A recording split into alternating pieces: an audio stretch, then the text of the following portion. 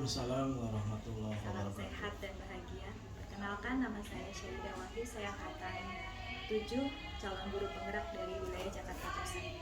Pada kesempatan kali ini saya ingin melakukan kegiatan dalam pengambilan keputusan terhadap nilai-nilai kebajikan sebagai pemimpin untuk memenuhi tugas LMS saya, yaitu demonstrasi konstekstual pada modul 3.1. Perkenalkan, sebelumnya Bapak Dudi selaku Kepala Sekolah SDN Cempaka Baru 05 tempat saya mengajar. Assalamualaikum Bapak. Waalaikumsalam warahmatullahi wabarakatuh. Ya, mohon maaf Bapak udah menyita waktunya. Gak apa-apa. Ya, terima kasih ya Pak, dan saya mohon izin untuk bisa menggali sedikit sharing lah intinya seperti itu, atau informasi yang berkaitan tentang pengambilan keputusan terhadap nilai-nilai kebajikan sebagai seorang pemimpin. Ya, Pak. Mungkin selama ini kita pasti pernah mengenal namanya dilema etika gitu ya Pak, atau bujukan moral yang mungkin selama ini selalu sering kita temui khususnya di dalam sekolah gitu. Kalau biasanya dilema etika contohnya misalkan mungkin ada seorang siswa yang memiliki pribadinya yang bagus, karakternya yang baik, rajin dalam sekolah, tapi dalam segi pelajaran dia kurang. Betul. Itu kan menjadi dilema etika buat kita. Betul. Apakah anak ini dinaikkan atau tidak, kan itu menjadi dilema etika buat kita. Betul. Di satu sisi kita kasihan, tapi di sisi lain kita juga melihat dari hasil belajarnya pun mungkin itu Betul. menjadi dilema etika yang bisa bantu saya untuk memberikan informasi sedikit tentang itu ya Pak ya. Iya. Terima kasih Bapak. Ada beberapa pertanyaan yang ingin saya ajukan ke Bapak itu berkaitan dengan dilema etika mengenai keputusan yang bertanggung jawab, yaitu bagaimana Bapak dapat mengidentifikasi kasus-kasus yang merupakan dilema etika atau rujukan moral. Ya, baik. Nah, jadi terus terang aja di setiap sekolah kita banyak sekali permasalahan yang memang harus diputuskan, diambil suatu keputusan. Nah, maka oleh karena itu kita sebagai boleh dikatakan kepala sekolah ya, atau pimpinan, kita perlu mengidentifikasi daripada permasalahan ya yang nantinya agar supaya menghasilkan suatu keputusan yang memang tepat. Nah, maka oleh karena itu ya tidak banyak sih identifikasi yang saya lakukan dalam mengambil suatu keputusan. Yang penting setelah diidentifikasi permasalahannya bisa kita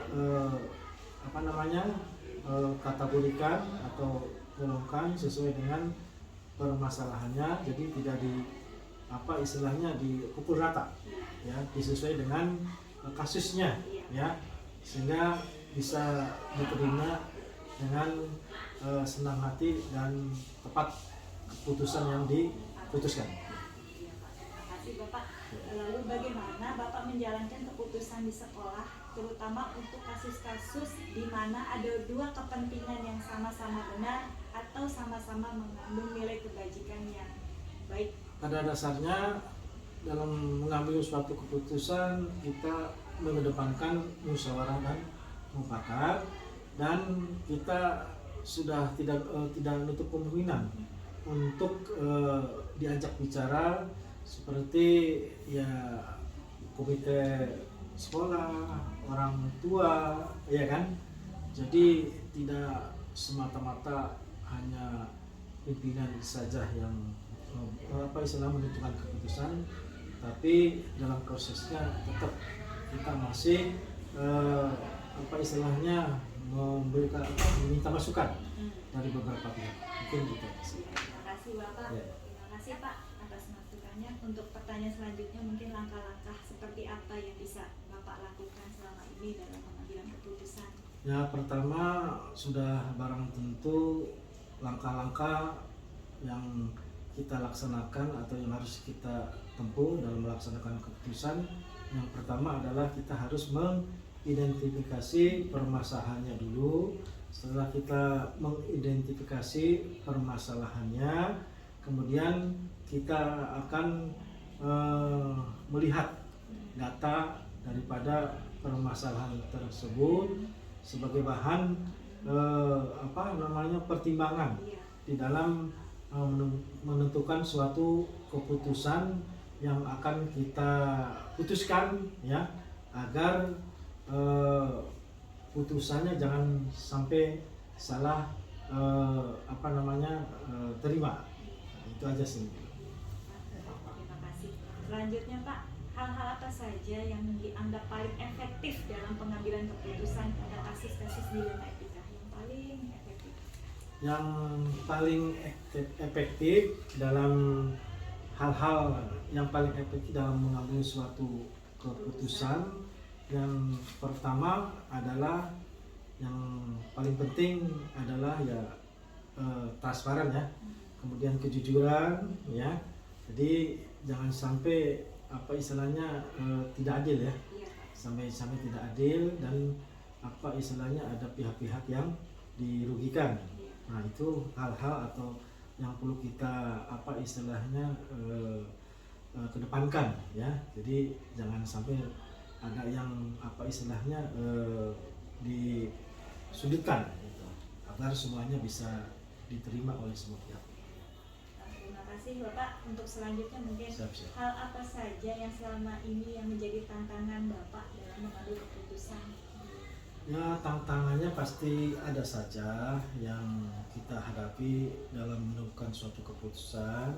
Nah, salah satu contoh adalah ketika kita memutuskan suatu keputusan, ada pihak-pihak yang tidak terima, ya, sehingga banyak keberatan, ya, yang menerima keputusan tersebut. Padahal kita sudah ibarat kata tuh matang-matang, ya, sudah bijaksana sekali, ya. Tapi ya namanya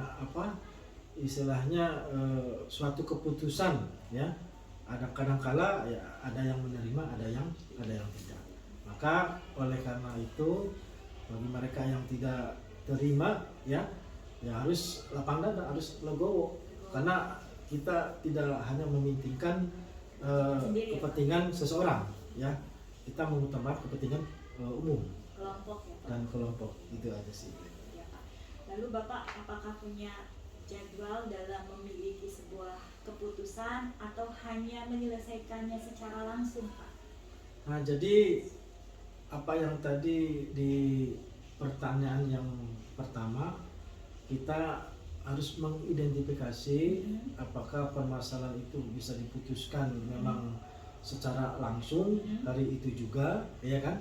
Tapi ada juga permasalahan yang memang harus diselesaikan nunggu waktu, karena perlu kita ibarat kata minta masukan, pendapat, koordinasi, informasi, ya, yang benar dalam rangka untuk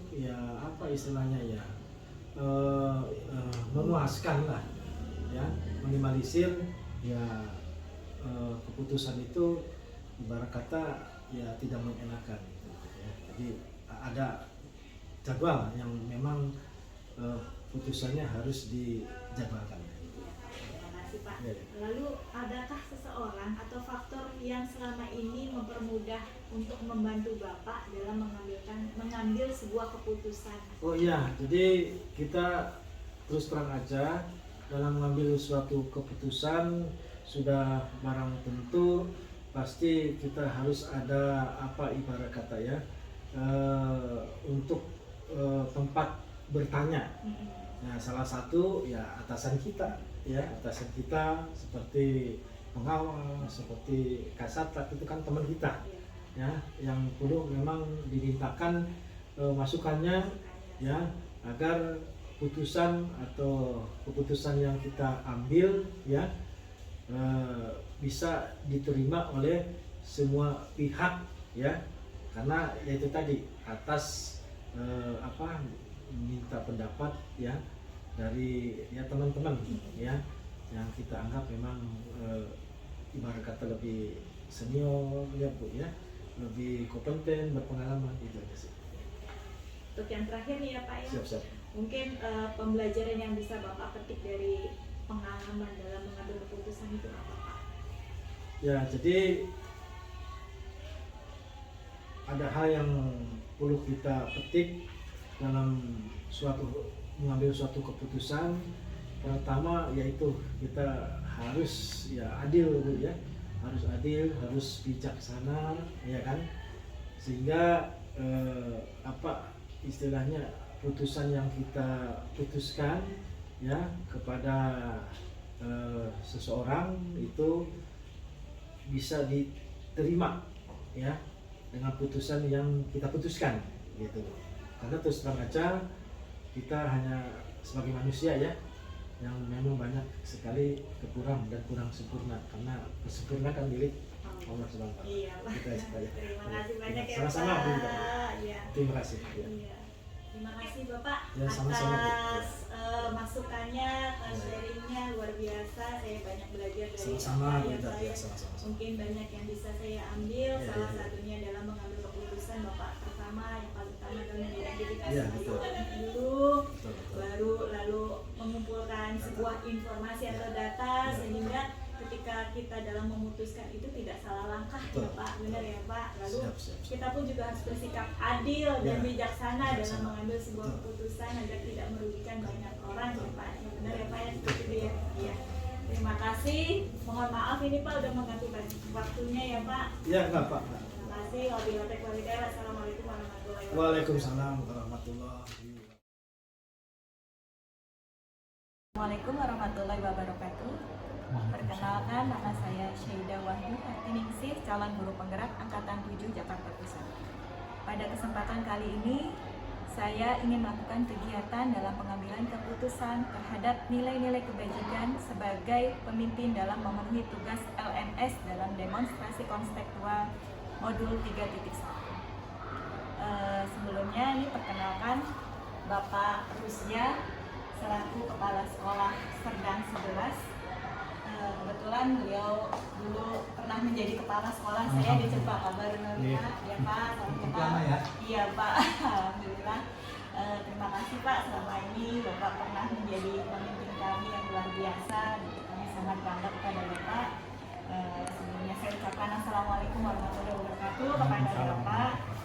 Dan saya mohon izin untuk menyita waktunya Bapak sekarang, karena kami harus memenuhi tugas kami sebagai guru penggerak yang berkaitan dengan pengambilan keputusan terhadap nilai-nilai kebajikan sebagai seorang pemimpin.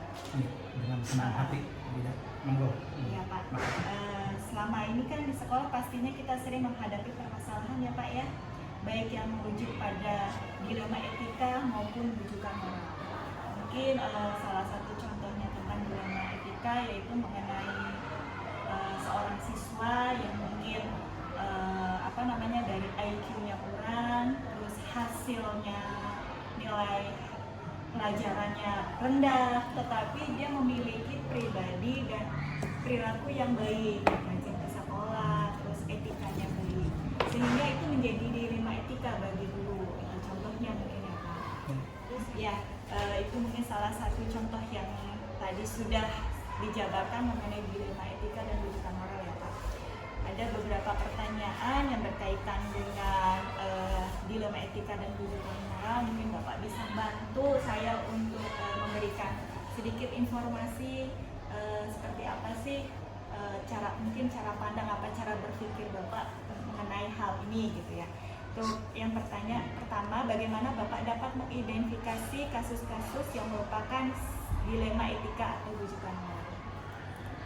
Baik, Bu Ida, dalam tugas keseharian kita ya, yang sudah berlangsung berpuluh-puluh tahun ya, pasti kita akan dihadapkan pada permasalahan ya, pada masalah-masalah, pada bahkan tingkat kasus ya, yang yaitu yang dikategorikan sebagai dilema etika dan rujukan moral ya. Nah, memang kita harus bisa mengidentifikasi setiap kasus itu apakah ini termasuk dilema etika atau rujukan moral. Jadi yang langkah pertama adalah identifikasi. Selanjutnya Pak, bagaimana Bapak menjalankan pengambilan keputusan di sekolah, terutama untuk kasus-kasus di mana ada dua kepentingan yang sama-sama benar atau sama-sama yang mengandung nilai kebajikan? Ya, tadi ya, ketika kita dihadapkan pada kasus yang kita harus memilih ini antara dua yang benar nih, yang mana yang harus kita pilih? Iya ya, Pak, betul. Jadi kan agak susah ya. Karena ini dua-duanya benar nih, harus mana? Pertimbangan atau prioritas yang kita utamakan adalah yang pertama, tentu saja kita harus melihat kriteria. Iya. Ya. Kemudian kita harus melihat aturan. Kemudian kita harus melihat apa lagi?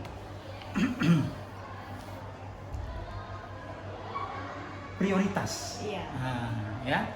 Kemudian kita juga harus melihat sisi baik, karena di antara kedua itu kan nanti akan ada yang mana yang lebih bermanfaat, ya. Tentu saja ini bermanfaat, tapi ada yang lebih bermanfaat dari itu yang harus kita pilih. Prioritas. Nah, kemudian itu dalam mengambil keputusan itu sebaiknya kita bermusyawarah.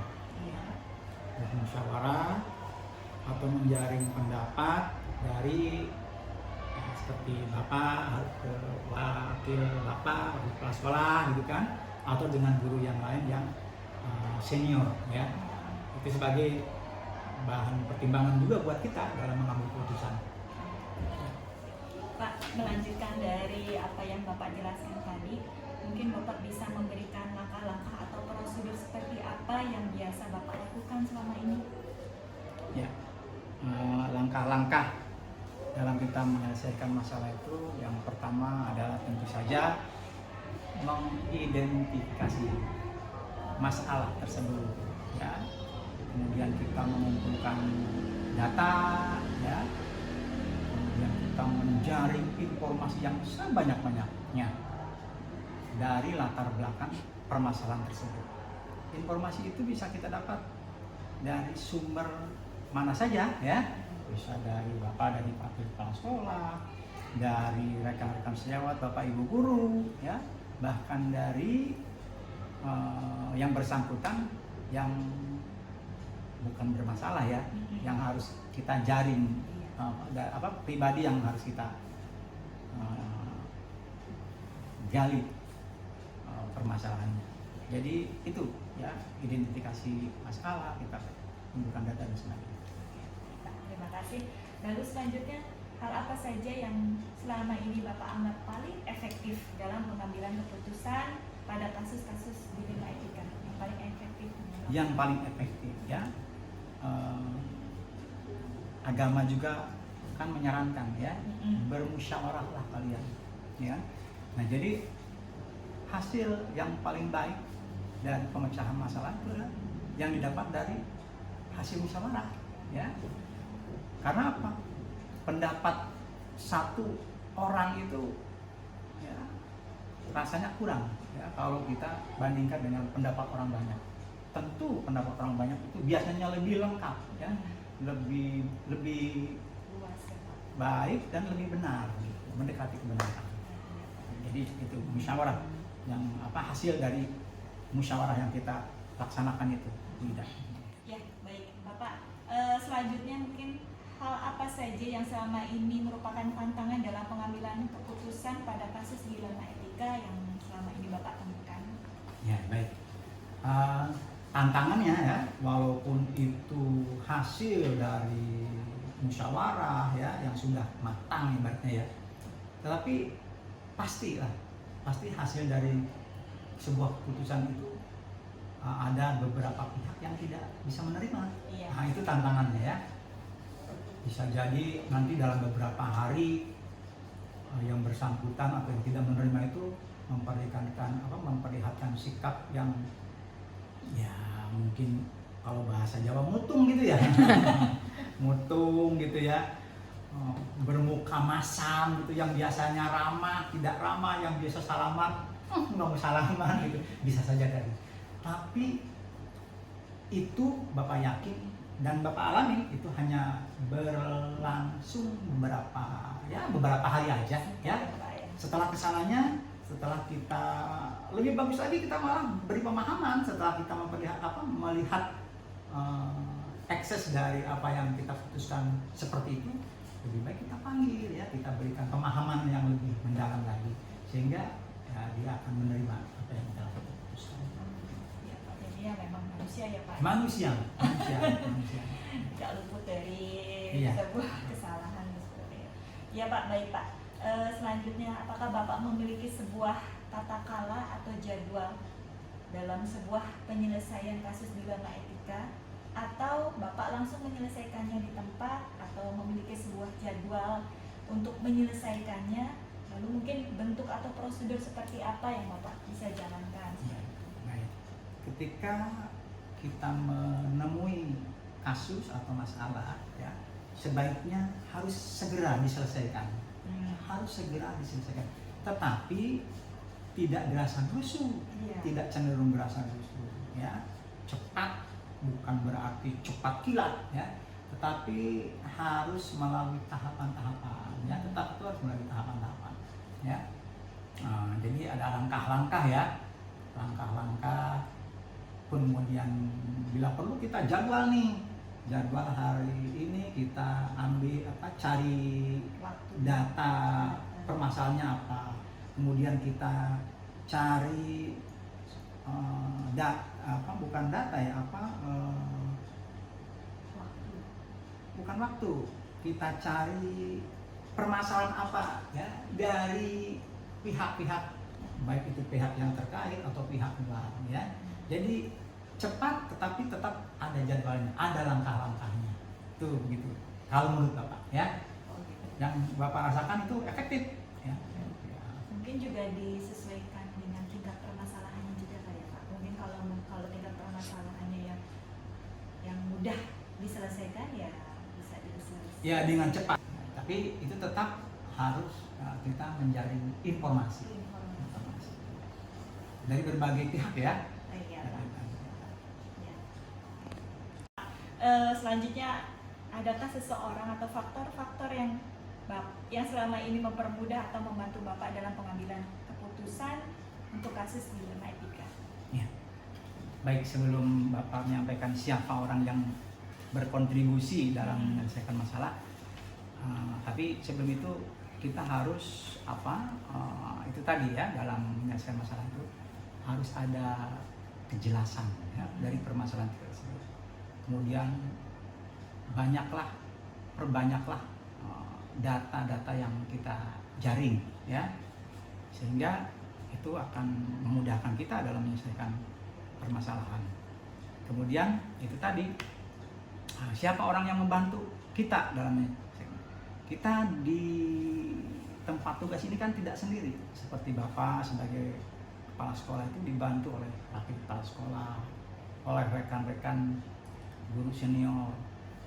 Mintai pendapat mereka ya, lagi-lagi pendapat Bapak ketika ditambah dengan pendapat yang lain itu akan lebih lengkap, akan lebih sempurna, mendekat sempurna ya. Kemudian setelah kita ambil keputusan, kemudian akan berujung kepada yang bersangkutan ya, yang mengalami masalah. Setelah itu dengan yang bermasalah bagaimana? Kita adakan pendekatan. Itu mutlak pokok. Ya, ibarat apa itu? Kita mengambil duri dalam dalam tepung atau rambut dalam tepung itu harus hati-hati ya. Kemudian ibarat menjari ikan dalam kolam, kan ada lagunya tuh ya. Iya. Ada lagunya tuh yang sekarang ngetren ya. Sehingga hasil yang kita dapat dari keputusan itu akan